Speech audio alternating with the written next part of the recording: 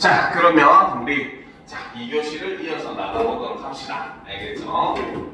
자, 아까 얘기했듯이 이제 오늘은 그렇죠? 자, 이번 5월 모의고사 내용을 같이 분석을 할 겁니다. 아마 세 지문을 다 분석하기에는 시간이 부족할 거예요. 알겠죠? 그래서 두 지문 정도 분석에 들어갈 겁니다. 알겠죠? 첫 번째는 주제복합 지문, 그렇죠? 첫 번째 철학의 문제들이라고 해서 러셀의 입장에 대한 질문과 그 다음 두 번째 포스트 모던의 조건이라고 해서 이제 또 한 사람의 입장을 비교하는 이런 그 주제복합 지문 같은 경우는 우리가 지문 하나짜리 그 지문보다는 난이도가 좀 있게 나오기는 해요. 왜?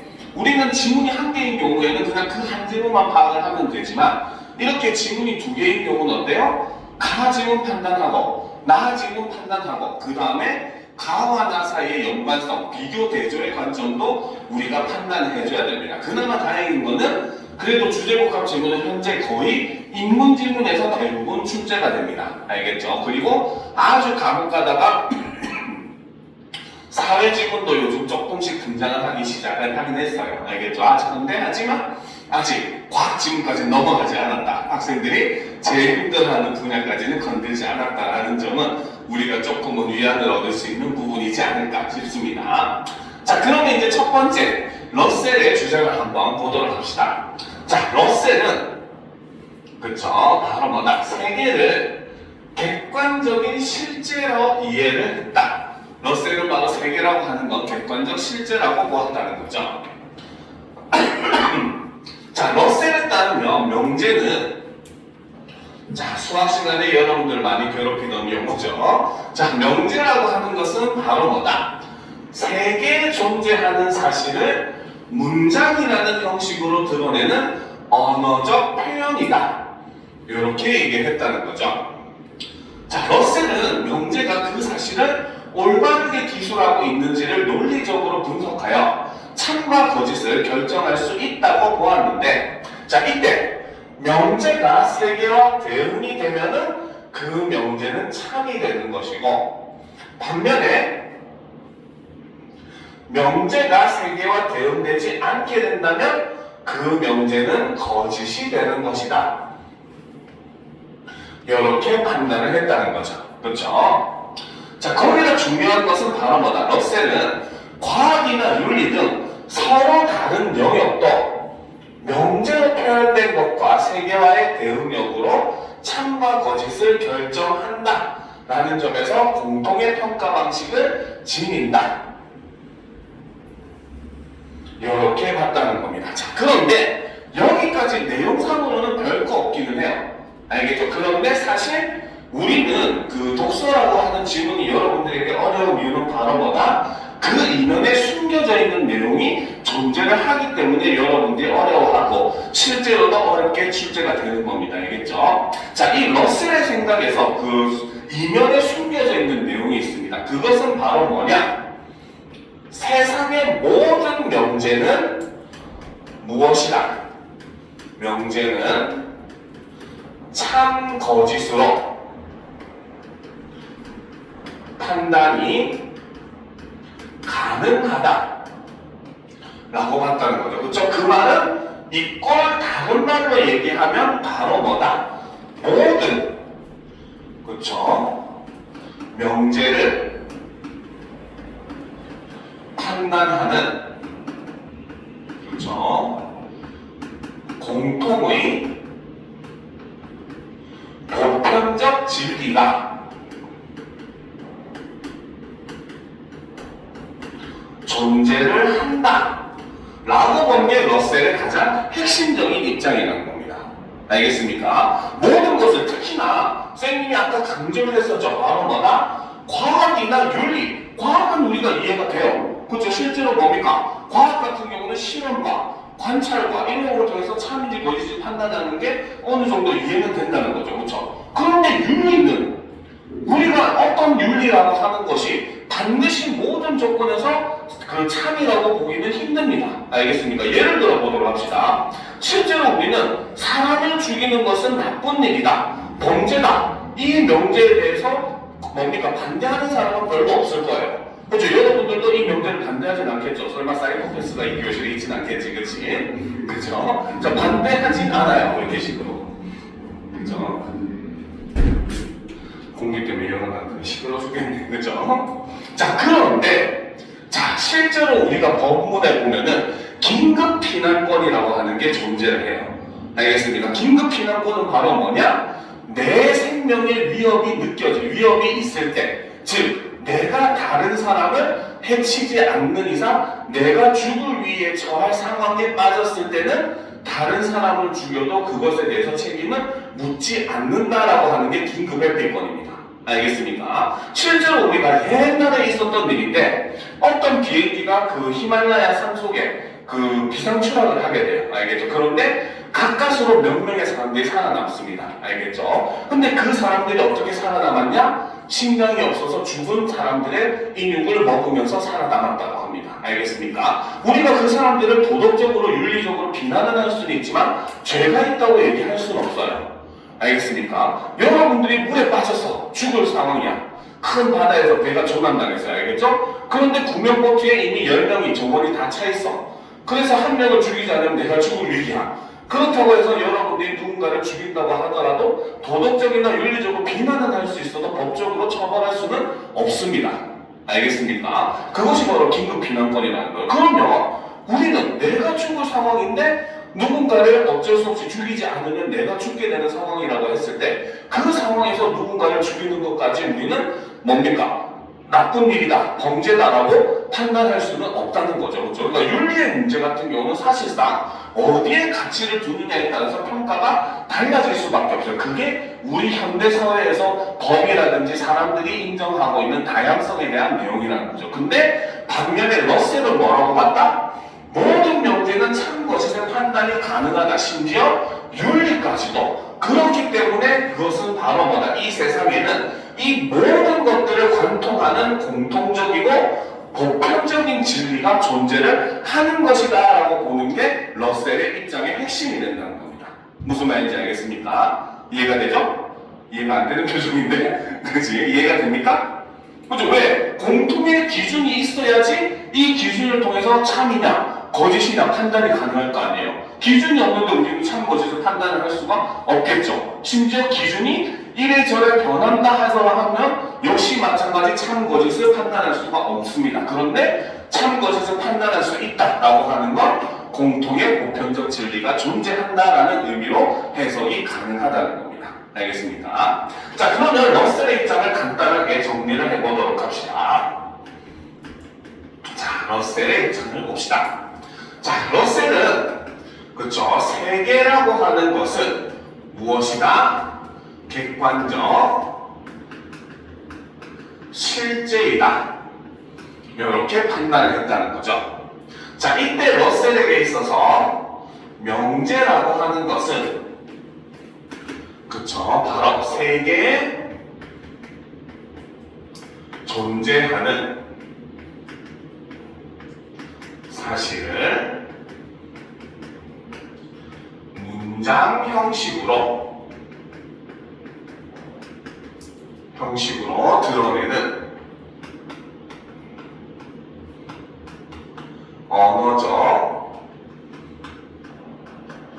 표현인 것이고, 이러한 명제는 바로 뭐다? 모든 명제는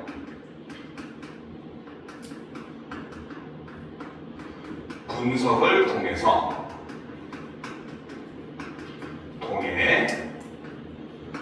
참 거짓을 판단하는 것이 가능하다. 이렇게 보았고, 이거는 추론적으로 아까도 얘기했듯이 바로 뭐다? 세상을 관통하는 보편적 기준, 즉 진리라고 하는 것이 존재를 한다 라고 보는 입장이다 라고 볼 수 있다는 겁니다. 알겠죠?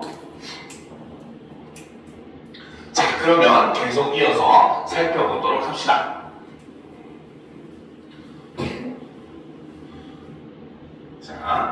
자, 러셀은 명제를 분석할 6개, 세계와의 대응 관계를 살펴봄으로써 진리에 대한 지식을 얻을 수 있다고 보았다. 자, 이때 진리에 대한 지식이란, 자, 독서를 할 때 이렇게 핵심이 되는 단어에는 반드시 동그라미, 세모, 네모 이렇게 표시를 하세요. 알겠습니까? 왜? 독서의 선지라고 하는 거, 문제에 등장하는 선지들은 결과적으로 핵심 단어와 그 단어와 관련된 설명으로 구성이 될 수밖에 없습니다. 알겠죠? 근데 여러분들이 독서에서 시간이 많이 걸리는 이유가 뭡니까? 문제를 읽었는데 이 핵심어가 어디 있는지, 그리고 이 핵심어와 관련된 있는 설명이 어디 있는지를 판단하는 게 그 다시 찾고 있기 때문에 시간이 오래 걸린다는 거예요. 알겠죠? 그래서 선생님이 항상 학생들에게 강조하는 것, 독서를 풀 때는 지문을 지저분하게 써라. 낙서하라는 뜻은 아니겠죠, 그렇죠? 그러니까 자꾸 표시를 하세요. 처음에는 거의 모든 글에다가 다 줄을 그을 수도 있습니다. 그래도 표시를 하세요. 왜? 그러면 머리에 흔적이라도 남습니다. 이 내용이 어디에 있는지 이런 것들이 등장을 해요. 그런데 거기에 플러스 방금 쌤이 한 것처럼 핵심이 되는 단어에 네모, 세모, 동그라미로 표시해서 구분해놨다. 그러면 여러분들 선지에서 만약에 이걸 기준으로 한다면 진리에 대한 지식에 대한 선지가 나오게 되면 어때요? 이것과 관련되어 있는 설명만 읽으시면 된다는 겁니다. 그러면 여러분들이 독서를 푸는데 시간을 확 줄일 수가 있어요. 생각보다. 알겠죠? 자, 계속 보도록 합시다. 자, 그래서 진리에 대한 지식이란 바로 뭐다? 세계와의 대응 여부에 대해 판단하여 명제가 참임을 아는 것이다 라고 이야기를 했다는 거죠. 자, 명제에 있는 여러 가지 사실들의 관계를 세계의 사실관계와 일치하게 판단한 경우 그 판단은 참이다. 러셀은 세계에 대한 알민 지식을 진리에 대한 지식과 사물에 대한 지식으로 나누었는데, 자, 그러면 러셀은 지식을 뭡니까? 두 개로 나눴을 때 그 첫 번째가 뭐였다? 방금 얘기했었던 진리에 대한 지식이었다는 거죠. 알겠죠? 자, 봅시다. 그래서 나누었는데 이때 진리에 대한 지식은 기본적으로 사물에 대한 지식이 바탕이 된다. 즉, 그 말은 바로 뭐다? 사물에 대한 지식을 통해서 무엇을 얻을 수 있다? 진리에 대한 지식을 얻을 수 있다. 이렇게 본 게 러셀의 입장이라는 거죠. 알겠습니까? 자, 그러니까 쉽게 말하면 이런 거예요.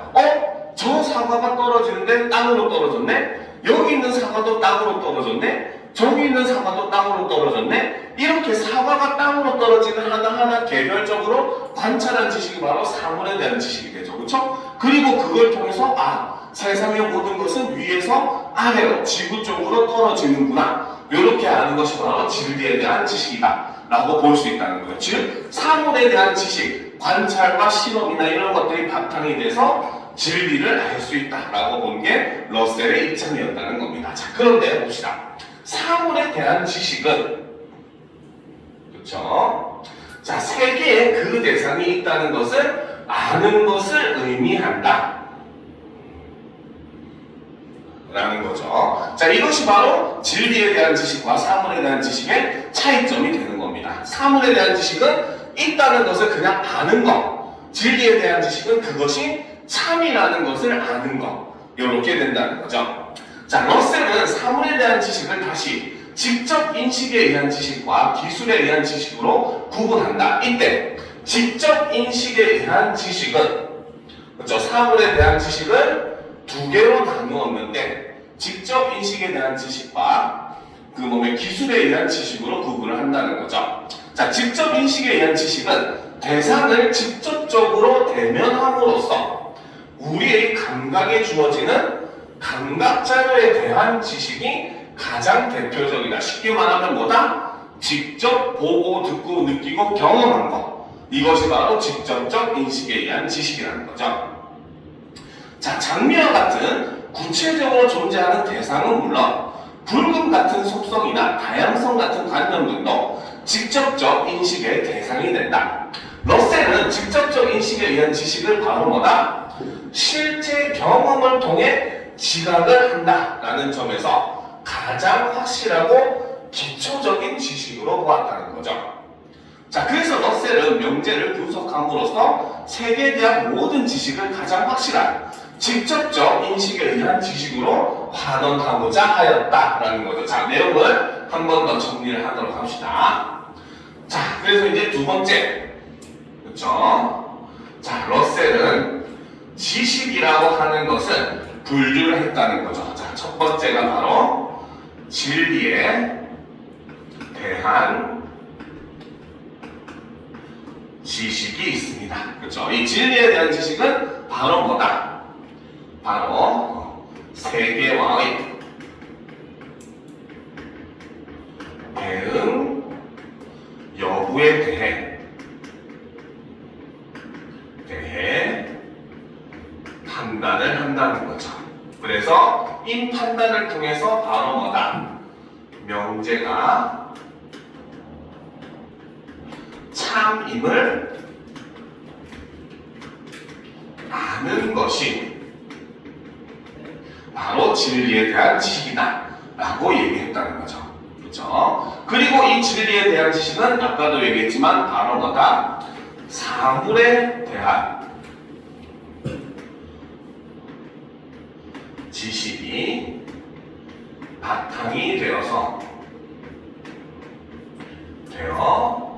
성립을 하는 것이 바로 진리에 대한 지식이다. 이렇게 이야기를 했다는 겁니다. 알겠죠? 자, 그리고 이제 두 번째가 바로 사물에 대한 지식이 되는데, 자, 사물에 대한 지식은 바로 뭐다? 세계의 그 대상의 존재를 아는 것. 그렇죠. 이것이 바로 사물에 대한 지식이라는 거죠.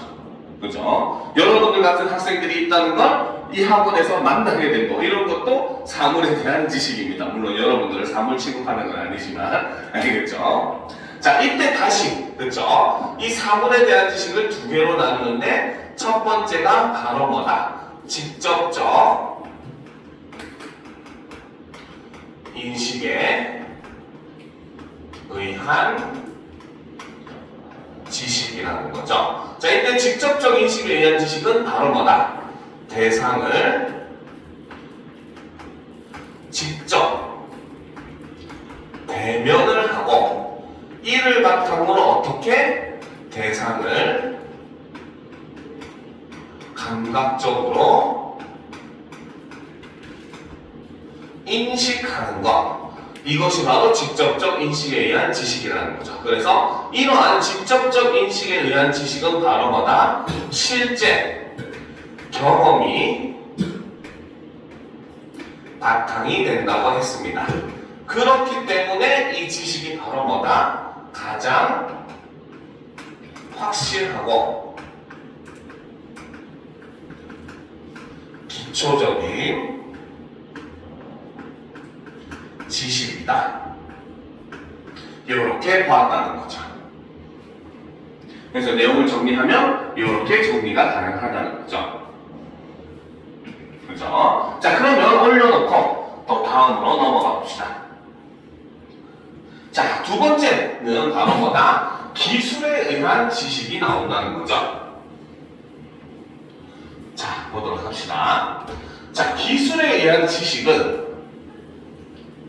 그죠? 바로 뭐다? 대상을 직접적으로 대면하지 않았더라도 기술에 의해서 대상을 간접적으로 인식하는 것이 바로 기술에 의한 지식입니다. 여기서 기술은 테크니컬 할 때 그 기술 아닙니다. 알겠습니까? 여기서 기술은 뭐다? 어떤 걸 서술하다, 기술하다 할 때 기술이에요. 설마 지금까지 테크니컬로 알고 있었던 거 아니지, 그치? 그죠? 그래서 서술하다, 기술하다 할 때 그 기술입니다. 알겠습니까? 자, 그러면 계속 보도록 합시다. 자, 이때 기술은 어떤 존재하는 대상을 직접적으로 가리키는 것이 아니라 바로 뭐다? 그것에 대해서 서술하는 말이 바로 요 기술이라는 말의 의미라는 거죠. 그죠? 자, 기술에 의한 지식은 그 기술에 부합하는 대상의 존재를 우리가 직접적으로 인식한 것에서부터 추론해 아는 것이라는 점에서 직접적 인식에 기반하며, 그래서 이거는 바로 뭐다? 직접적으로 인식한 것에서부터 추론해 아는 것이라는 거죠. 그렇기 때문에 바로 뭐다? 직접적 인식에 기반을 한다는 겁니다. 자, 그래서 우리의 지식이 개인적 경험에 한계를 넘을 수 있게 한다. 이것이 바로 기술에 의한 지식이 가지는 장점 혹은 특징이라고 볼 수 있다는 거죠. 자, 또한 기술에 의한 지식은 직접적 인식에 의한 지식과 달리 대상을 직접적으로 대면하지 않은 사람에게도 전달할 수 있다 라는 거예요. 즉 여러분들이 바로 뭐다? 학교에서 교과서를 통해서 배우는 거, 실제로 여러분들이 학교에서 교과서 배우는 내용들 중에 실제로 여러분들이 확인하는 건 채 1%도 안 될 겁니다. 그쵸? 초등학교 때 가끔씩, 그것도 아주 가끔씩 뭐 과학 실험이나 이런 걸 하면서 교과서 내용이 사실인지 이제 증명도 한번 해보고 했겠지만, 사실상 거의 중등 과정 이후부터는 뭐 과학 실험도 거의 안 하고, 그죠? 책에 있는 내용이 맞는 내용이구나 라고 생각하고 배우고 지식을 쌓고 이렇게 했었죠. 그쵸? 이런 지식들이 전부 다 바로 뭐다? 기술에 의한 지식이라는 겁니다. 알겠습니까? 자, 그런데 사실 이러한 기술에 의한 지식을 설명하기 제일 좋은 글이 하나가 있죠. 바로 우리가 중학교 때부터 한 번씩 배우는 이옥설이라고 하는 작품. 왜 다들 처음 듣는, 고3이 이옥설을 처음 듣는다는 표정이죠? 그렇죠? 자, 이옥설이라는 작품이 있습니다. 이 작품에 보면은 어때요? 글쓴이가 한 가지 경험을 합니다. 바로 어떤 경험? 자신의 행랑채에 어느 날 비가 새요. 알겠죠? 그러는데 원래 그 두 칸의 방에는 비가 샌지 오래되었지만 귀찮아서 그냥 냅둔 상태였고, 그러다가 이번에 비가 내리면서 새로운 한 칸까지 비가 새버린 거죠. 그래서 도저히 이제 더 이상 미루면 안 되겠다 싶어가지고 글쓴이가 집을 수리를 하게 됩니다. 알겠죠? 그런데 수리를 해보니까 비가 샌 지 오래된 행랑채에서는 제목들이 다 썩어서 못 쓰게 되어가지고 다 재료를 새로 사서 하다 보니 돈이 많이 들어간다 합니다. 알겠죠? 그런데 반면에 한 번만 딱 센 그 방에서는 어때요? 제목이 다시 쓸 수 있었기 때문에 그거를 고스란히 말려가지고 썼더니 그대로 쓸 수 있어서 비용이 적게 들었다라고 얘기를 하죠. 이 부분은 바로 뭐다? 앞에서 러셀이 얘기했던 일종의 직접적 인식에 의한 지식이라고 볼 수 있습니다. 알겠습니까? 자, 그런데 그 내용을 글쓴이는 이제 확장합니다.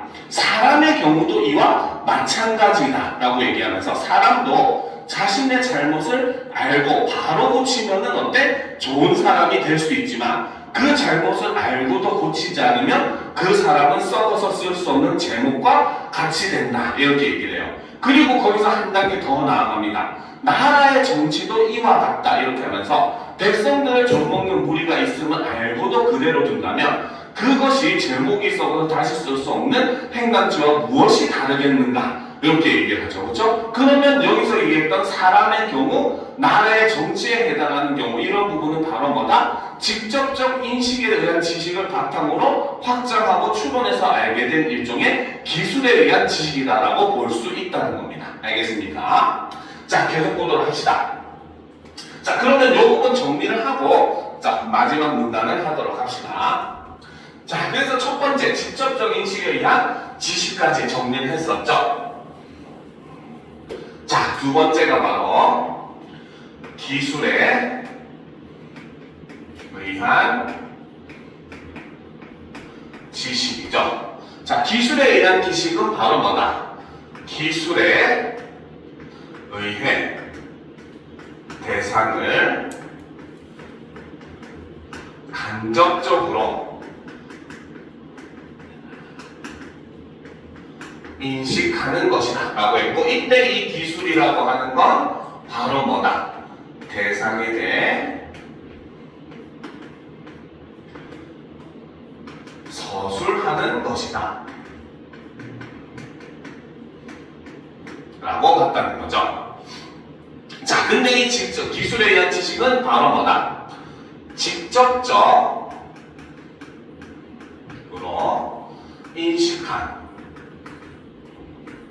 것에서부터 추론해 아는 것이라는 거죠. 그렇기 때문에 이것은 바로 뭐다? 직접적 인식에 기반을 하더라. 자, 하지만 오히려 이것 때문에 사람은 바로 뭐다? 개인적 경험의 한계를 극복하는 것이 가능하다.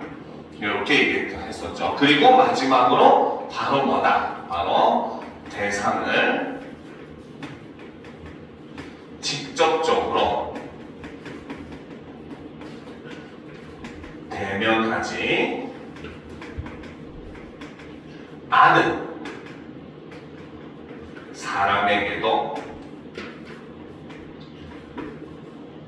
전달이 가능하다. 이걸 바로 기술에 의한 지식이다. 그렇죠? 여러분들은 1차 세계대전에 장소에 가보지 않아도 1차 세계대전이 어떻게 진행되는지 배워서 알잖아요. 그렇죠? 이것이 바로 기술에 의한 지식이라는 거죠. 됐습니까?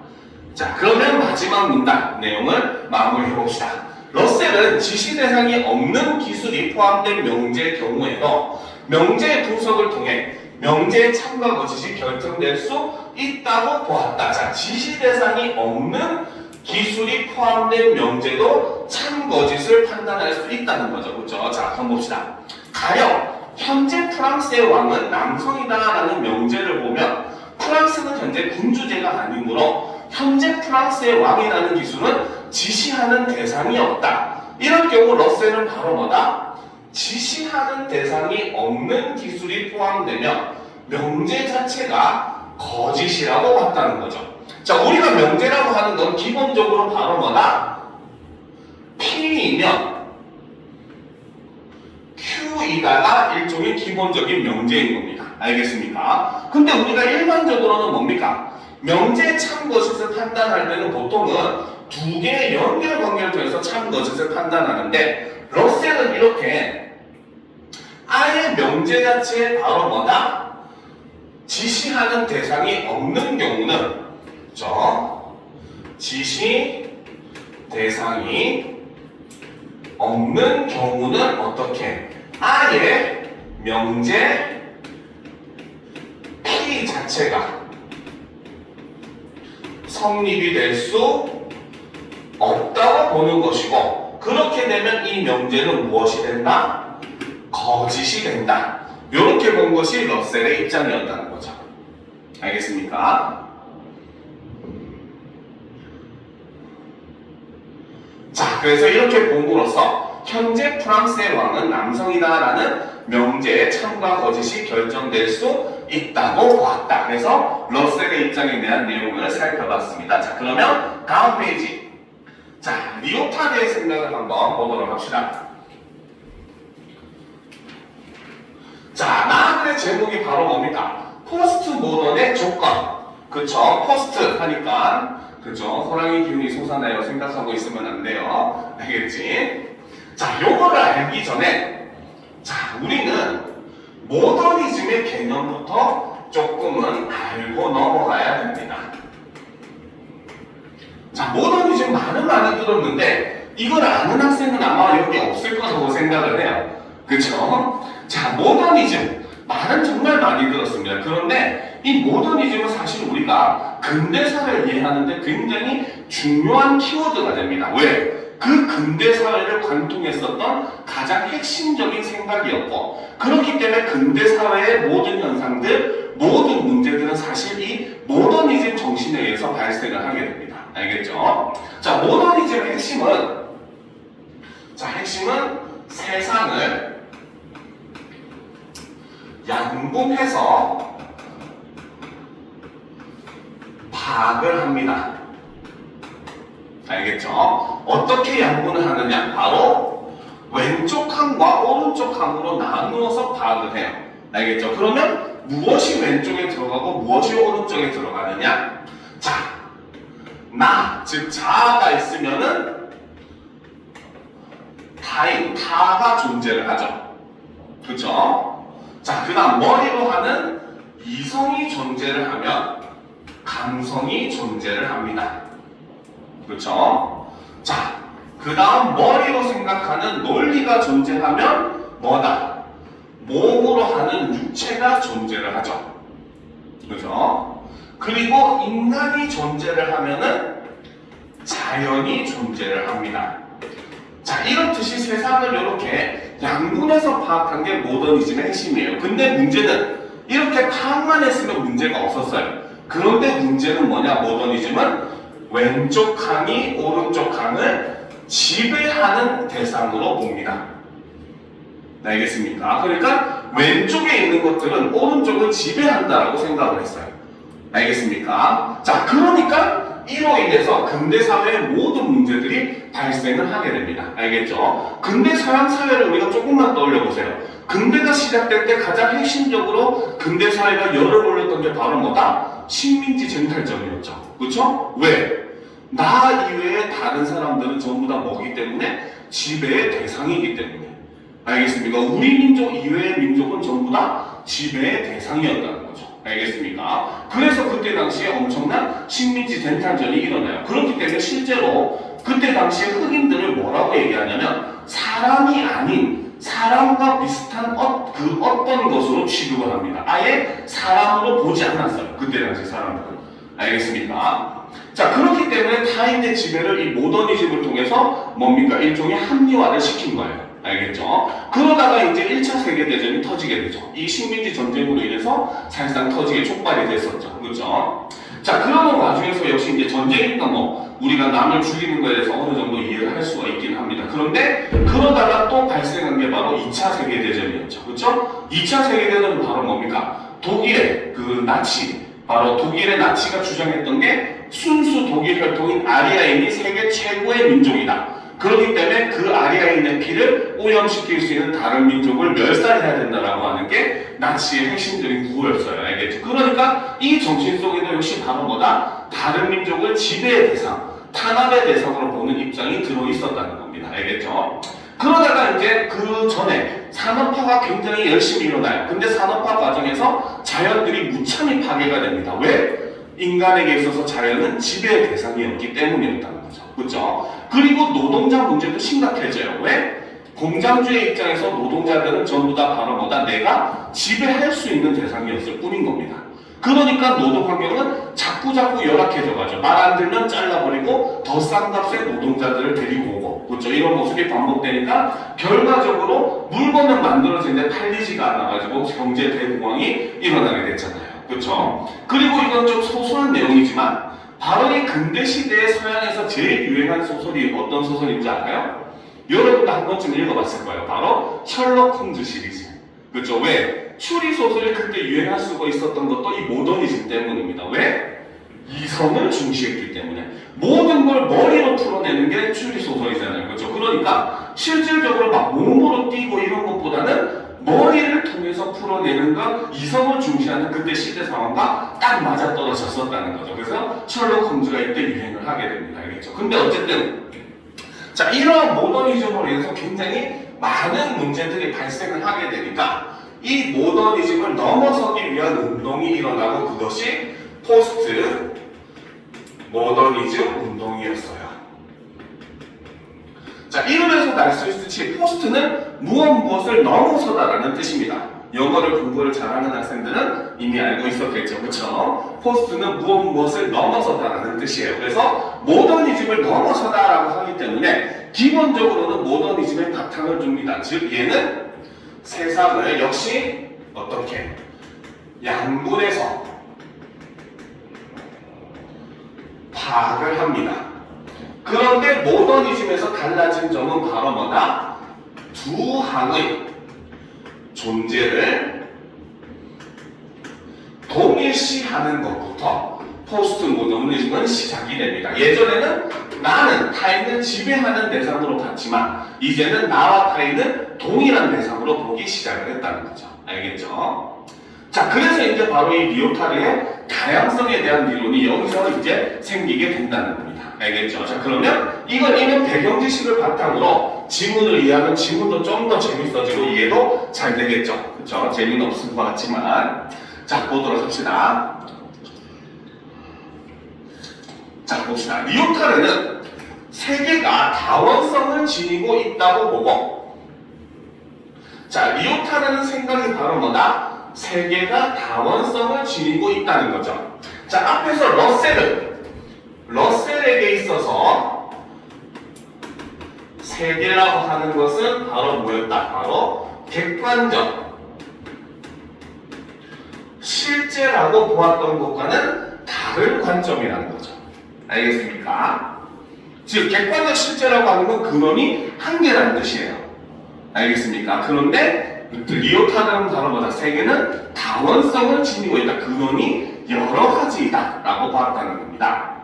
자, 그래서 리오타르에게 있어서 세계는 바로 뭐다? 이질적인 언어 게임이 공존하는 장이다. 이렇게 인식을 했다는 거죠. 자, 계속 봅시다.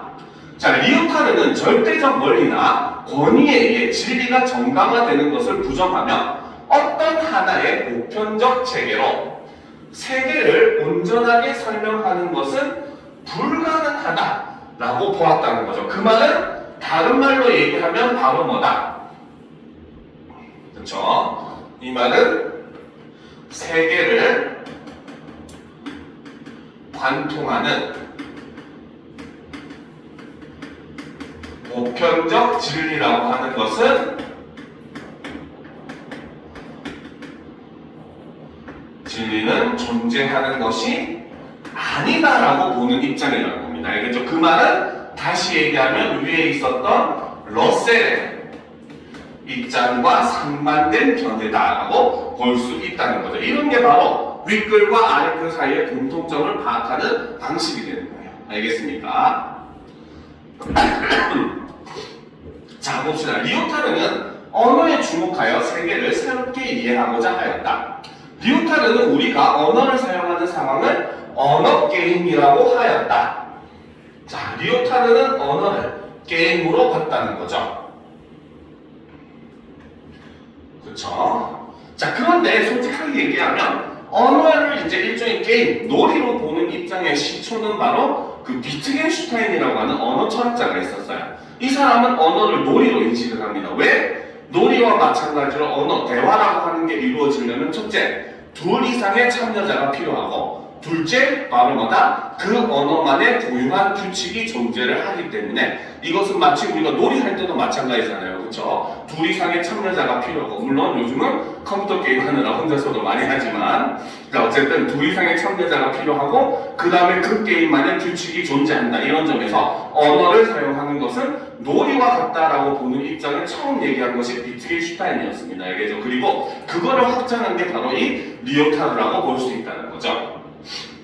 자, 그때 리오타르는 이제 거기서 한 단계 더 나아갑니다. 그래서 이는 게임마다 임의로 만들어지는 고유의 규칙이 있듯이 언어를 사용하는 상황에서도 언어 사용자들의 암묵적 계약에 의한 교유의 규칙이 있다라는 생각에서 비롯된 것이라는 거죠. 자, 그래서 그 언어는 그 사용에 따라서 의미가 달라지므로 언어 게임은 과학적 언어 게임, 윤리적 언어 게임 등 그 종류가 무한대로 확장될 수 있다. 이러한 맥락에서 사회는 서로 다른 언어 게임을 수행하는 집단들이 각자의 문화를 지닌 채 공존하고 있는 장이라고 볼 수 있다. 그렇기 때문에 리오타르는 바로 뭐다? 서로 다른 사회라고 하는 건 서로 다른 언어 게임을 수행하는 수행자들이 각자의 문화를 지닌 채 공존하고 있는 장이다라고 보았다는 거죠. 알겠습니까? 쉽게 생각을 합시다. 그렇죠. 우리 한국이라고 하는 사회만 보더라도 실제로 이제 우리 사회에는 방언이라고 하는 게 존재를 해요. 물론 방언이라고 하면 여러분들은 간단하게 지역 방언을 우선 그걸 떠올릴 겁니다. 지역 방언도 역시 마찬가지 그 지역의 언어라고 볼 수 있고 이것은 그 지역만의 고유한 규칙이 있다고 볼 수 있다는 거죠. 그렇죠. 그런데 방언은 지역 방언만 있는 게 아니에요. 그렇죠. 바로 사회적 요인에 의한 사회 방언도 존재합니다. 그래서 연령에 따라서 사람들이 다르게 쓰는 거 요즘 뭐 밤티, 야르 이런 말들 많이 쓰잖아요. 그렇죠. 이런 것들 이런 것들은 바로 뭡니까? 여러분들 같은 10대 사이에서 유행하는 일종의 뭡니까? 언어 규칙이라고 볼 수 있고, 반면에 선생님같이 40대, 50대 사람들 사이에서 유행그 있는 고유의 규칙도 존재를 한다는 거죠. 알겠습니까? 거기다가 성별에 따라서도 사용하는 언어가 또 달라지고, 직업에 따라서도 달라지고 합니다. 그러니까 우리 사회는 그런 수많은 언어 게임의 장들이 함께 공존하는 곳이 바로 사회라는 공간이다 라고 보았다는 거죠. 자, 그러면 이 내용을 한번 정리해 보도록 합시다. 자, 리오타르의 견해. 그렇죠? 자, 리오타르는 세계라고 하는 것은 어떻다? 다원성을 지닌다. 이렇게 인식을 했다는 거죠. 자, 그렇기 때문에 리오타르에게 있어서 세계라고 하는 것은 이꼴 무엇이다? 이질적인 언어 게임이 공존하는 장이다. 이렇게 봤다는 거죠.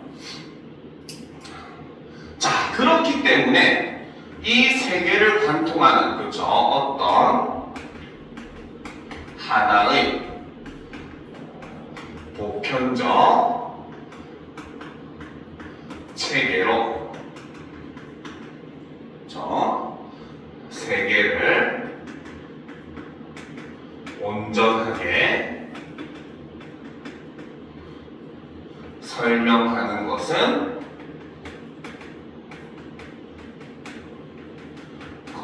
불가능하다. 이렇게 보았고, 이것은 아까도 얘기했듯이 바로 뭐다? 그렇죠. 바로 러셀의 견해와 상충하는, 대조되는 부분이라고 볼 수 있다는 거죠. 그렇죠. 자, 이때 리오타르는 언어 게임의 개념을 제안을 합니다. 알겠죠? 자, 그래서 언어 게임이라고 하는 것은 바로 뭐다? 우리가 언어를 사용하는 상황을 이야기를 하는데, 그렇죠? 자, 이때, 그렇죠? 바로 언어를 사용하는 상황에서도 언어 사용자들의 암묵적 계약에 의한 고유한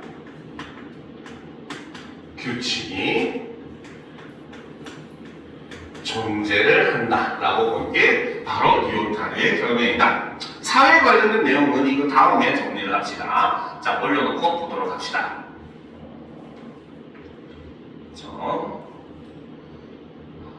자, 봅시다.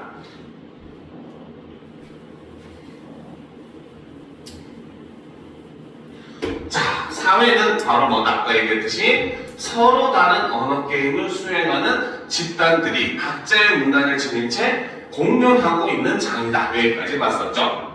자, 리오타르는 서로 다른 언어 게임 간에 공략 불가능성이 존재한다고 보았다는 거죠. 그렇죠? 자, 여기서 공략 불가능성이란 바로 뭐다? 공통적인 척도로 묶일 수 없다라는 의미라는 겁니다. 알겠습니까? 자, 우리가 이거는 이제 그림으로 설명하면 좀 더 이해가 쉬울 거예요. 자, 여러분들이 사용하는 언어의 범주가 요만큼이 있다라고 생각을 해봅시다. 그렇죠? 그 다음에 선생님이 사용하는, 그래도 한국인이니까, 같은 한국인이니까 어느 정도 겹치는 부분은 많겠죠. 그래도 선생님이 사용하는 언어의 범주가 요만큼이 있다고 봅시다. 알겠죠? 사실 우리는 바로 뭐다? 요 공통된 요 부분을 가지고 서로 소통을 하고 있다. 이렇게 볼 수 있다는 거죠. 그렇죠? 그런데 방금과 같이 뭐 야를 나방띠같이, 그렇죠? 여러분들만이 사용을 하는 이런 언어의 분야가 존재를 하고, 반대로 선생님 같이 나이가 있는 사람만이 또 사용하는 언어의 분야가 존재를 하죠. 그래서 이렇게 서로의 생각이 이해할 수 없이 상충하는 부분, 이 부분들은 바로 뭐다?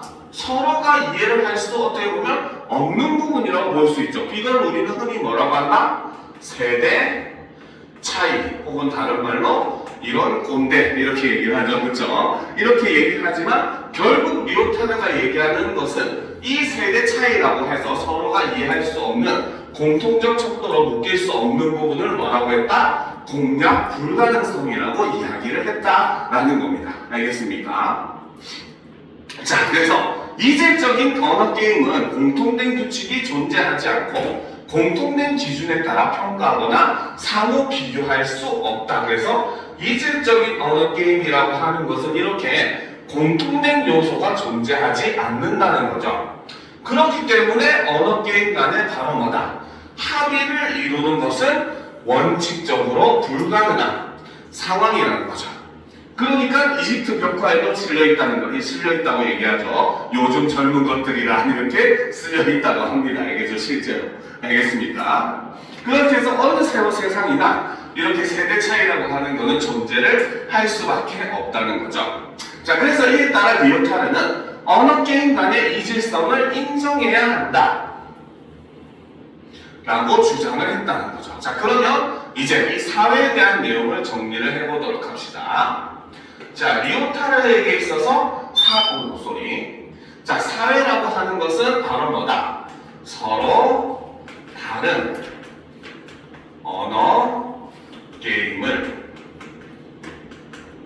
수행하는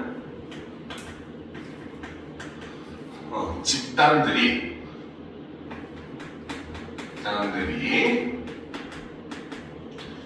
각자의 문화를 지닌 채 공존하는 장이라고 했다는 거죠. 자, 그렇기 때문에 이 사회에서 그쵸? 바로 뭐다? 공략 불가능성이라고 하는 게 존재를 한다고 하고, 이것은 바로 뭐다? 공통적인 척도로 묶일 수 없다라는 의미라고 볼 수 있다는 거죠. 자, 그렇기 때문에 이 공략 불가능성으로 인해서 어떤 결과가 생긴다? 바로 이질적인 언어 게임은 바로 공통된 규칙으로 묶을 수 없고, 그쵸? 서로 상호 비교하거나, 그쵸? 평가할 수도 없다라는 거죠. 그렇기 때문에 바로 무엇이다? 자, 이러한 이질적인 언어 게임은 바로 서로 간 합의는 원칙적으로 불가능하다.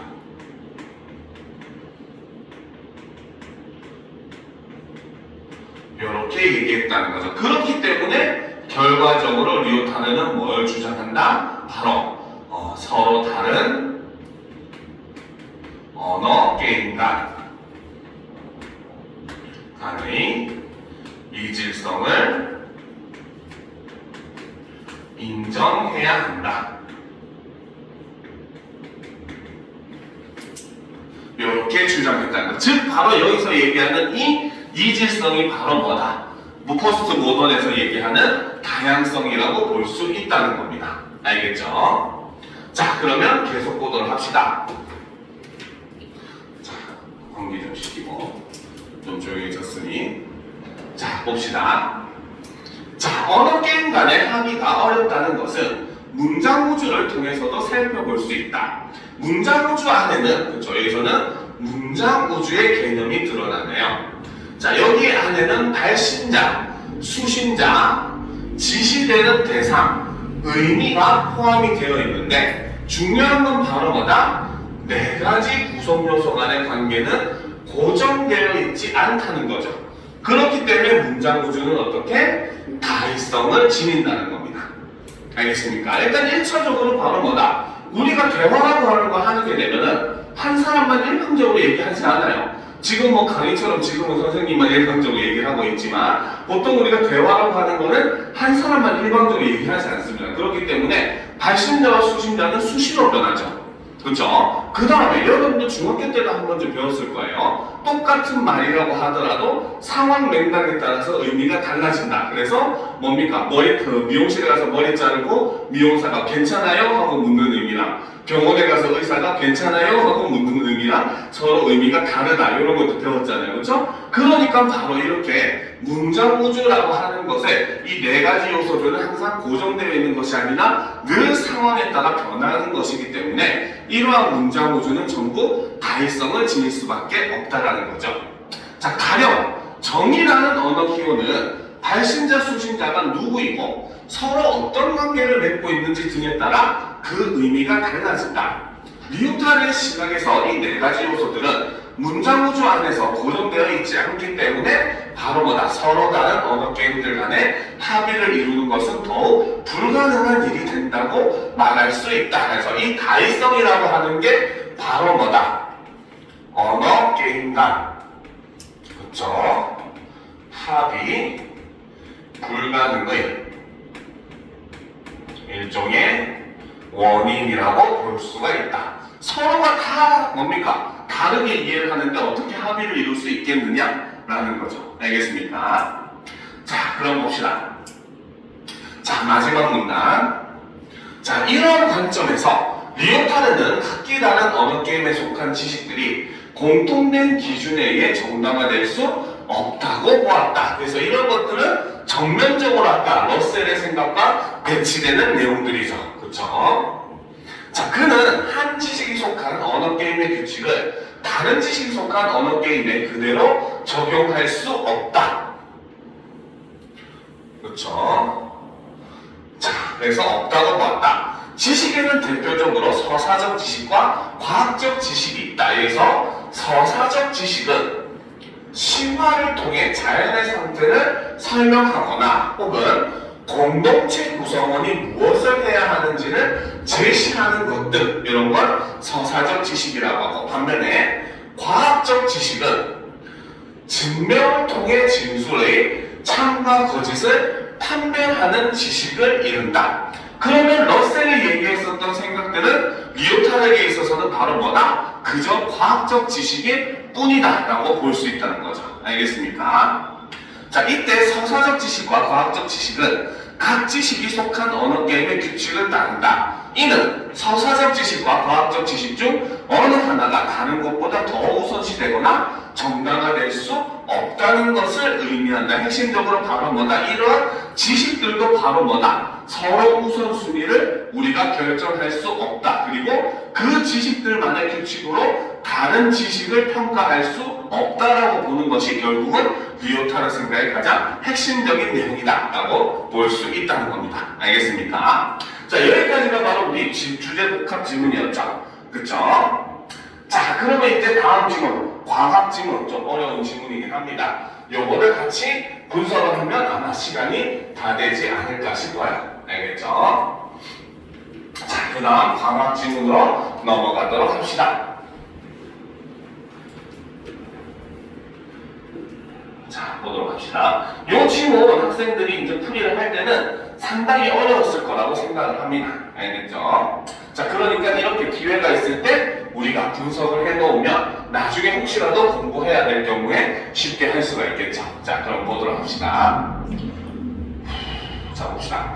자, 카메라 중에 광학기기에 쓰이는 볼록 렌즈는 물체에서 반사되어 렌즈로 입설한 광선들을 수렴시킨다. 물체 표면의 한 점인 물체점에서, 자, 여기서 은근슬쩍 정의를 하고 있죠. 물체점이라고 하는 것은 바로 뭐다? 물체 표면의 한 점이라는 겁니다. 그렇죠? 자, 이때 렌즈로 입사하는 여러 광선이 굴절하여 수렴하는 점을 상점이라고 한다. 상점은 바로 뭐다?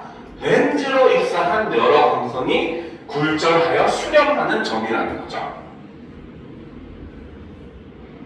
자, 그러니까 우리가 중학교 때, 초등학교 때 공부했었던 내용을 이런 데서 이제 써먹어야 됩니다. 알겠죠? 자, 렌즈 그림. 자, 볼록 렌즈가 이렇게 있다고 봤을 때, 우리가 초등학교, 중학교 때 어떻게 배웠어요? 빛이 이렇게 렌즈로 입사를 하게 되면은, 볼록 렌즈는 바로 뭐다? 그 빛을 한 곳으로 이렇게 굴절시켜서 모아주는 역할을 한다는 했습니다. 그렇죠? 이때 바로 물체에서 나오는 요 점들, 요러한 점들이 바로 뭐다? 앞에서 얘기했던 물체점이라고 볼 수가 있고, 그렇죠? 그 다음 이 빛이 렌즈로 인해서 굴절돼서 모이는 요 점을 뭐라고 한다? 상점이라고 한다. 이렇게 볼 수 있다는 거죠. 알겠습니까? 자, 계속 봅시다. 자, 렌즈로 입사한 모든 광선이 하나의 상점에 수렴한다면 상은 뚜렷한 점의 형태로 맺히지만 하나의 상점이 수렴하지 않으면 상이 흐려지거나 일그러져 보이는 수차 현상이 발생한다. 자, 그러면 수차 현상이라고 하는 것은 바로 무엇이다? 하나의 상점에 수렴하지 않아서 상이 흐려지거나 일그러져 보이는 현상을 수차 현상이라고 한다는 거죠. 그죠? 자, 특히 물체점이 광축에서 멀리 떨어지면 렌즈에서 굴절된 광선들은 서로 다른 두 상점에 수렴하게 되어 흐릿한 상을 맺는 경우가 있는데, 이러한 현상은 빛점 수차에 해당한다. 빛점 수차는 바로 무엇이다? 바로 물체점이 광축에서 멀리 떨어졌을 때 렌즈에 굴절된 광선들은 서로 다른 두 상점에 수렴하게 되어 흐릿한 상을 맺는 경우, 이러한 현상을 빛점 수차라고 한다. 그래서 첫 번째 문단은 거의 뭡니까? 용어를 정의하는 문단이었어요. 자, 그러면 이제 우리가 한번 정리를 하면서 넘어가도록 합시다. 자, 빛점 수차에 대한 내용이죠. 자, 첫 번째는 그저 용어 정리로 자, 보도록 합시다. 첫 번째, 물체점은 바로 물체 표면의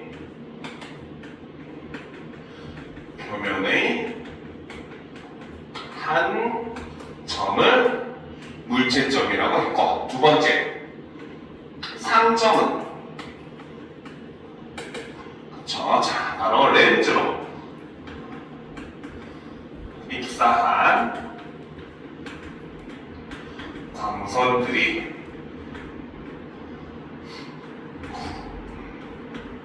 굴절하여 수렴하는 점이다. 이렇게 얘기했죠. 자, 그 다음 세 번째, 수차 현상은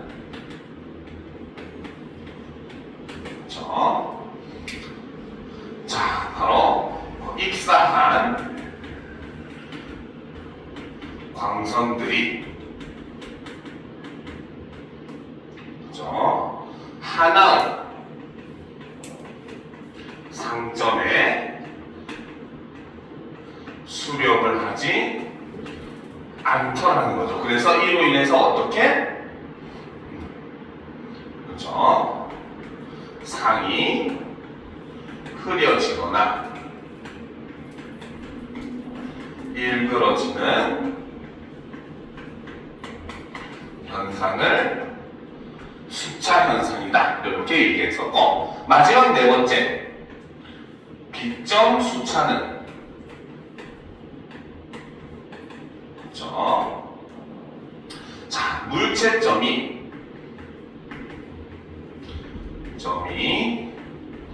광축에서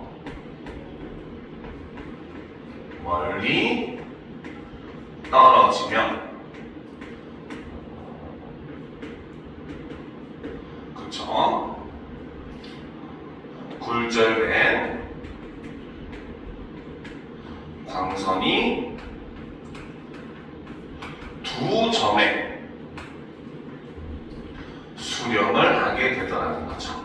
그래서 이를 통해서 바로 뭐다? 그립탄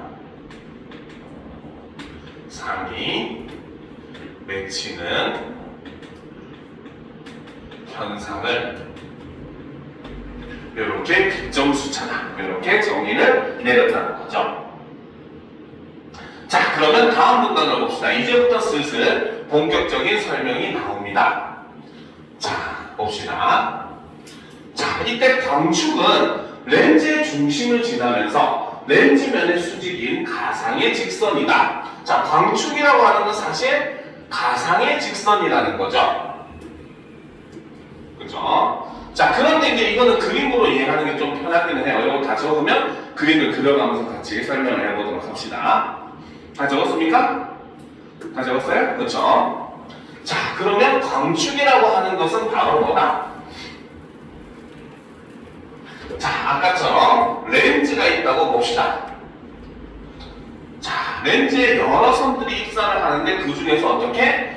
렌즈의 정가운데를 지나고 그리고 렌즈면과 어떻게? 수직인 이 가상의 직선, 이것이 바로 광축이라는 거죠. 알겠습니까? 자, 이때 물체점이 광축 위에 있고 렌즈가 회전 대칭성을 지니며 광선들이 하나의 상점에 수련할 경우 뚜렷한 상이 맺힌다라는 거죠. 자, 이거는 이제 그림으로 그려보면, 자, 이 광축 위에 여기에 바로 물체점이 위치를 하는 겁니다. 알겠죠? 자, 그리고 이제 이 빛이 렌즈로 수렴할 때 어떻게? 요렇게 빛이 렌즈로 수렴을 한다는 거죠. 이해가 됩니까? 그렇죠? 어쨌든 물체점은 하나이기 때문에 여기에서 모든 방향으로 빛은 쏘아져 나가요. 그랬을 때 렌즈의 크기만큼 이런 원뿔 모양으로 바로 뭡니까? 그 광선이 렌즈로 뭡니까? 안으로 그 입사를 하게 된다는 거죠. 알겠죠? 자, 그런데 이때, 자, 이 광선은 광축을 기준으로, 자, 이렇게 가운데로 가는 요 광선이 바로 뭐다? 뒤에 나오는 주광선이라는 것이라는 거죠. 그렇죠? 자, 일단 봅시다. 이때 회전 대칭성이란 광축을 중심으로 회전시켜도 항상 원래의 형태와 겹치는 성질이다. 자, 회전 대칭성이라고 하는 것은 광축을 중심으로 회전시켜도 항상 원래의 형태와 겹쳐지는 성질이라는 거죠. 그래서 물체점으로부터 렌즈로 입사한 광선들의 집합인 광선다발은 물체점을 꼭지점으로 하는 원뿔 형상을 띈다라는 거죠. 여기서 보면 지금 바로 뭐다?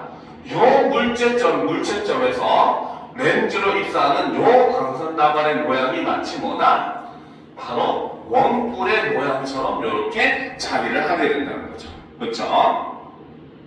자, 이때 렌즈 중심으로 향하는 광선이 주광선은 방금 요거 빨간색으로 줄 그었던 요 렌즈 중심으로 향하는 요 광선이 바로 주광선이라는 거죠.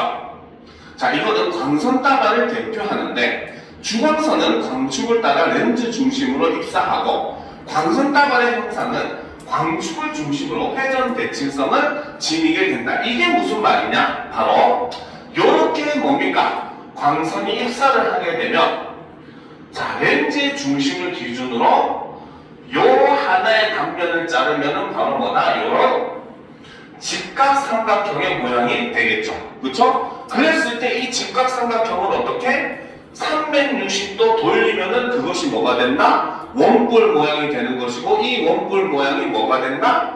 바로 물체점으로부터 렌즈로 입사하는 뭡니까? 이 광선다발의 모양과 일치한다. 이런 의미로 볼 수가 있다는 거죠. 알겠습니까? 그러니까 요 원뿔 같은 경우 360도 돌렸을 때 요 반대쪽 원과 어떻게 완전히 동일한 이런 모습을 가진다는 거죠. 알겠습니까? 자, 그럼 계속 보도록 합시다.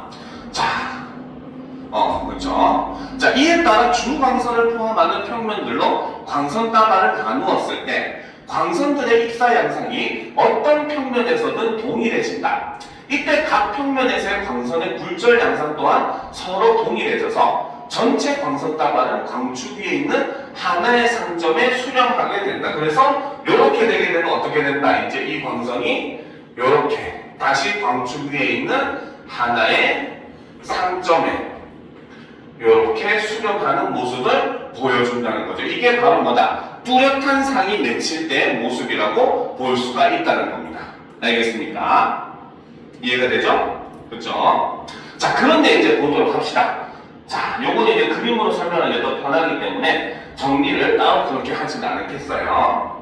자, 보도록 합시다. 자, 반면 자, 물체점이 광축에서 멀리 벗어나면 주 광선은 광축을 따라 입사하지 않게 되며 광선 따발의 형상은 광축을 기준으로 회전 대칭성을 보이지 않게 되어 비점 수차가 발생한다. 즉, 비점 수차가 발생하는 원인은 바로 무엇 때문이다? 바로 물체점이 광축에서 멀리 벗어나면은 이때 주 광선도 광축을 따라서 입사를 하지 않게 되고 그렇게 되면 광선 따발의 형상도 회전 대칭성을 보이지 않는다는 겁니다. 자, 요거를 그림으로 역시 설명을 해줄게요. 자, 요게 얼룩 렌즈고 요게 아까 얘기했었던 광축이라고 봅시다. 그렇죠? 요게 광축인 거죠. 자, 그런데 물체점이 어디에? 여기 있는 겁니다. 이게 물체점으로 볼 수가 있다는 거죠. 그렇죠? 그러면 이거는 광선이 어떻게 입사를 한다? 바로 렌즈를 향해서 이렇게 입사를 하게 됩니다.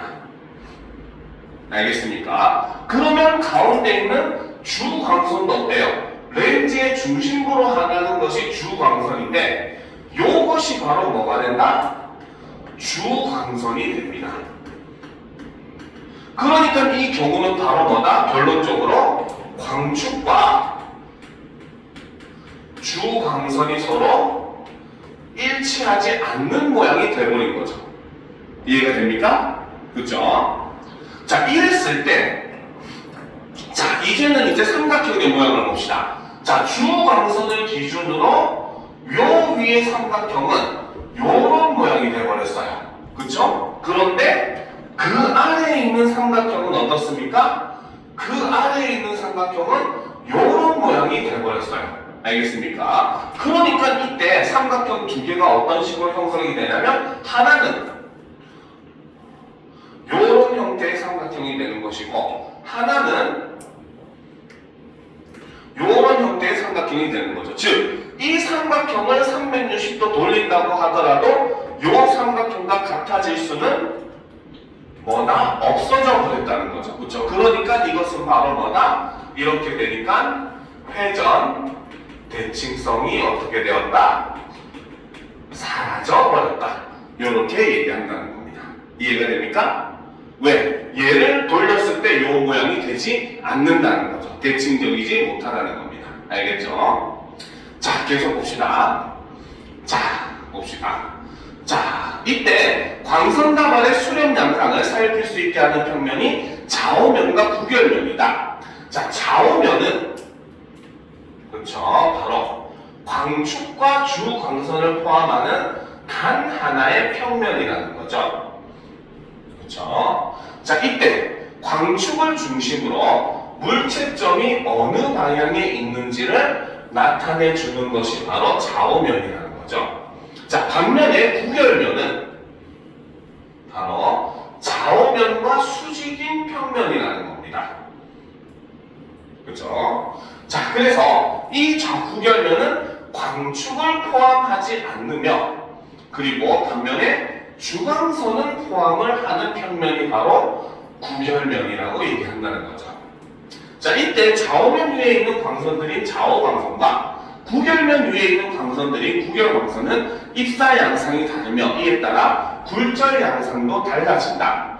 이 때문에 광선들이 바로 뭐다? 서로 다른 위치에 수렴을 하게 되는데 이때 좌우광선이 수렴하는 점이 바로 무엇이다? 좌우상점. 자, 반면에 구결광선이 수렴하는 점은 구결상점이라고 한다.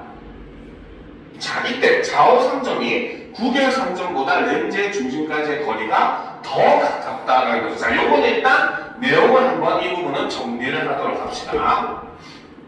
자, 그러면 두 번째 바로 비점 수차의 발생을 정리 한번 해보도록 합시다. 알겠죠? 자, 일단 첫 번째 발생하게 되는 원인을 살펴보면, 그렇죠? 자, 바로 뭐다? 자, 물체점이 광축에서 멀리 벗어나게 된다는 거죠. 그렇죠? 이렇게 되면 어떤 결과가? 바로 주광선이 광축을 따라 입사를 하지 못하게 되고, 그쵸? 이랬을 때 바로 뭐다? 바로 광선 다발의 경우는 바로 회전 대칭성을 잃어버리게 되는 이런 것이 바로 비점 수차가 발생하는 원인이다 라고 봤다는 거죠. 그렇죠? 자, 이때 자, 좌우면은 이라고 하는 게 등장을 하는데, 좌우면은 그렇죠? 꼭 보니까 중국 국수 이름 같지만 아닙니다. 자, 보도록 합시다. 바로 광축과 주광선을 포함하는 평면이 바로 좌우면이라는 거죠. 그렇죠? 자, 그런데 이제 바로 이 좌우면은 어디로? 바로 좌우상점에 수렴을 하는 모습을 보여줍니다. 알겠죠? 자, 그런데 반면에 구결면은, 그렇죠? 자, 얘는 바로 뭐다? 바로 좌우면과 수직인 면과 수직인 평면이죠. 자, 이때 구결면은 어떤 특징? 바로 광축은 포함을 하지 않는데 다만 주광선은 포함을 하는 게 바로 구결면의 특징이라는 거죠. 자, 그리고 이제 이 구결면은 바로 뭐다? 구결 상점에 수렴을 하는 이런 모습을 보여줍니다. 알겠습니까? 자, 그렇기 때문에 서로 수렴하는 위치가 어떻게? 좌우면과, 그렇죠? 구결면의 수렴 위치가 위치 차이가 발생을 하게 된다는 거죠. 그래서 이렇게 두 개의 점에 바로 뭡니까? 수렴하는 모습을 보여준다는 겁니다. 알겠죠? 자, 일단 여기까지 정리했으니까, 자, 이런 과학 지문 같은 경우는 사실 우리가 지문을 보기 전에 문제 그림이 있는가부터 보기는 해야 돼요. 알겠죠? 이 문제 같은 경우는 문제 그림이 존재를 합니다. 자, 그러면은 당연히 지문을 읽으면서 사실 요 그림 문제는 같이 보면은 지문도 이해 잘 되고 요 그림 문제는 무조건 3점짜리거든요. 알겠죠? 그러면 3점짜리 문제도 바로 함께 풀어낼 수가 있게 되는 그런 일석이조의 효과를 거둘 수가 있어요. 그래서 시간도 당연히 절약이 됩니다. 알겠죠? 자, 그러면 보도록 합시다. 자, 다음은 비점 수차가 발생한 상황을 나타낸 그림이다 라고 얘기했죠. 자, 이때 자, 봅시다. 자, 평면 B는, A는, 그쵸? 바로 광축과 중앙선을 포함하는 평면이래요. 그쵸? 여기서 지금 그림으로 보면 어떻게? 그쵸? 바로 요 A면이 자, 위에서 설명했듯이 바로 뭐다? 얘는 광축과 주광선을 포함한다고 했죠. 그러면 설명에 따르면 얘는 뭐가 된다? 좌우면이 된다는 겁니다. 알겠습니까? 자, 그리고 다시 뭡니까? B는 그죠? A와 수직이며 주광선을 포함한다. 자, 여기에 있는 B평면 같은 경우는 바로 뭐다? A평면과 수직을 이루고 있고, 그렇죠? 요 B평면은 바로 무엇이다? A와 수직이고 주광선을 포함하고 있다. 그 말은 이꼴 설명으로 따지면 바로 뭐다? 구결면이다. 이렇게 볼 수 있다는 거죠. 알겠습니까? 자, 그런데 이제 이 그림을 다시 한번 더 살펴보게 되면, 자, 이때 A로 이제 뭡니까? 입사한 광선 다발이 어떻게? 바로 요 지점에서 지금 모이고 있는, 하나의 점에 모이고 있는 모습을 볼 수 있죠. 그렇죠? 그러면 이때 나오는 바로 요 점이 바로 뭐다? 좌우 상점이 된다는 거죠. 그죠? 자, 그리고 이제 바로 뭡니까? 요 B에서 입사한 점들, 광선들은 바로 여기 점에서 수렴하고 있는 모습을 볼 수 있죠. 그쵸? 그러면 이거는 구결면에서 수렴하는 점이기 때문에 이거를 우리는 구결상점이다. 이렇게 볼 수가 있다는 거죠. 그쵸? 그리고 이제 이후에 나오는 내용이죠. 바로 이 좌우상점과 구결상점 거리의 거리차를 바로 뭐라고 한다? 비점 격차라고 이야기를 한다. 이런 내용들이 나와 있습니다. 이해가 됩니까? 그렇죠? 그러니까 그림을 보면서 우리가 앞에 설명을 대입해서 집어넣으니까 훨씬 더 그림이 이해가 잘 되죠. 그렇죠? 그러니까 아예 지문을 볼 때 이런 부분은 그림과 함께 보시는 게 여러분들이 더 속 편하게 이해를 할 수 있고 더 편하게 문제를 풀어낼 수 있기는 해요. 알겠습니까? 자, 그럼 이제 다시 지문으로 돌아가 보도록 합시다. 알겠죠? 자,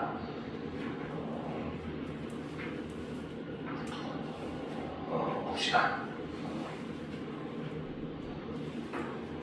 아까 어디까지 했지? 아, 그렇죠. 여기까지 했었죠. 자, 그러면 계속 봅시다.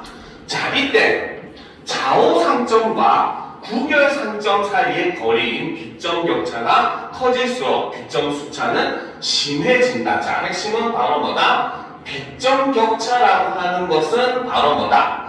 좌우상점과 구결상점 사이의 거리라고 했는데 이 비점 격차가 커질수록 어떻게? 비점 수차는 심해진다. 즉 우리가 수학식으로 얘기하면 비점 격차와 비점 수차는 서로 비례하는 이런 모습을 볼 수가 있더라는 거죠.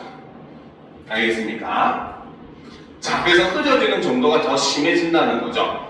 자, 비점 격차는 물체에서 광축까지의 거리의 제곱, 즉 물체점에서 광축까지 수직으로 그은 선의 길이의 제곱에 비례한다. 자, 다시 비점 격차는 무엇에? 물체점에서 광축까지 거리의 제곱, 즉 물체점에서 광축까지 수직으로 그은 선의 길이의 제곱에 비례를 한다. 자, 그러면 두 번째 특성. 그렇죠? 자, 비점 격차라고 하는 것은 격차는 바로 비점 수차와 비례를 하고 이것은 다시 바로 뭐다? 물체점에서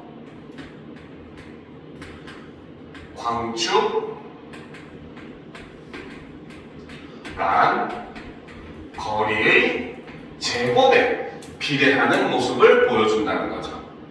그죠? 오케이? 그죠? 그러니까 아까 얘기했던 광축과 물체점이 여기 있을 때 이걸 수직으로 그었던 요 성분의 길이의 제곱에 비례를 한다는 겁니다. 알겠습니까? 자, 좌우상점부터 구결상점까지의 임의의 지점에서 맺히는 상해 형상은 같은 지점에서 광선다발을 광축에 수직인 면으로 잘랐을 때 그 단면의 형상과 동일하다. 좌우상점에서 맺히는 상을 1차 상이라고 하고, 자 여기서 1차 상은 바로 좌우상점에서 맺히는 상이고, 반면에 구별상점에서 맺히는 상은 우리가 2차 상이라고 한다. 왜? 렌즈 중심으로부터 거리가 좌우상점이 더 가까우니까. 알겠죠? 자, 1차상과 2차상은 모두 성분의 형상인데 1차상은 어디? 구결면 위에 놓여서 주광선과 수직관계를 이루고, 반면에 2차상은 좌우면 위에 놓여서 주광선과 수직관계를 이룬다. 그러면 1차상과 2차상의 공통점은 바로 뭐다? 둘 다 주광선과 수직관계라고 하는 것은 공통점이라고 볼 수가 있다는 거죠. 알겠습니까? 이해가 돼요? 잠깐만, 이해가 돼요? 자, 이때 1차상과 2차상은 서로 또 얘네들도 수직관계라는 거죠. 자, 비점격차가 커질수록 1차상의 길이와 2차상의 길이는 길어진다. 자, 이것도 역시 무엇에 또 비례한다? 1차상과 2차상의 길이에 비례하는 모습도 보여준다는 거죠. 알겠습니까? 자, 계속 봅시다. 자, 1차상과 2차상 사이에 맺히는 상의 대부분은 타원의 형상을 띠지만 유일하게 중간 부분에 원형을 띠는 유일한 지점이 있는데, 이 지점에서의 상을 바로 뭐라고 한다? 최소 창난원이라고 한다는 거죠. 자, 이때 최소 창난원은 바로 뭐다? 광선들이 하나의 상점에 수렴할 때 형성되는 상과 형태가 가장 유사하다. 자, 광선들이 하나의 상점에 수렴할 때 형성되는 상이라고 하는 것은 바로 뭐다? 또렷한 상을 이야기하죠. 아까 그래서 한 개의 상점에 이것은 바로 뭐다? 한 개의 상점에 수렴하는